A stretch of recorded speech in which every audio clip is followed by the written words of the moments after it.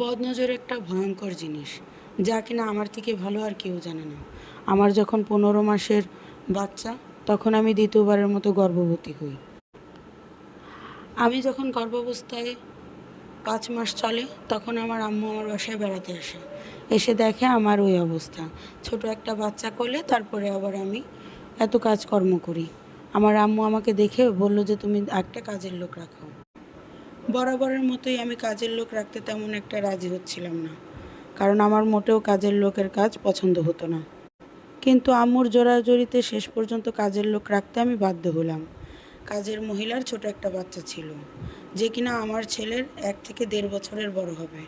সে নিয়মিতই তার ছেলেকে নিয়েই আমার বাসায় আসতো। ওনার ছেলেটাকে উনি খুব বাজেভাবেই রাখতো। সবসময় বাসায় নিয়ে আসলে মাটিতে ফ্লোরে গড়াগড়ি করতো, খেলতো। সারাক্ষণ ওর ঠান্ডা লেগেই আছে, হাঁচি কাশি লেগেই থাকতো। বাচ্চাটাকে দেখে আমার খুব মায়া হতো। তার বাচ্চার এই দুরবস্থা দেখে একদিন আমি বলেই ফেললাম, আপা আপনি কেন ওকে এভাবে রাখেন? বাসায় এসে এখানে সেখানে বসে থাকে, ওকে আপনি সোফায় বসান, না হলে খাটের উপর বসান, না হলে চেয়ারে বসিয়ে রাখেন। ও যে ফ্লোরে গড়াগড়ি করে, ওর যে সবসময় ঠান্ডা লেগে থাকে, আপনি ওকে একটু ভালোভাবে রাখতে পারেন না? আমার কথা শুনে উনি বলল, ও এভাবে থেকেই অভ্যস্ত, ওর কোনো সমস্যা নেই। আমিও মেনে নিলাম, যাই হোক, তার সন্তান সে যেভাবে রাখবে। কিন্তু আমারও তো বাচ্চা আছে, আমারও খুব মায়া লাগলো দেখে। এরকমই চলতে থাকলো। একদিন আমি ওনাকে দ্বিতীয়বারের মতো বললাম, আপা ওকে এভাবে রাখেন না, ও এভাবে থাকলে তো অসুস্থ হয়ে পড়বে।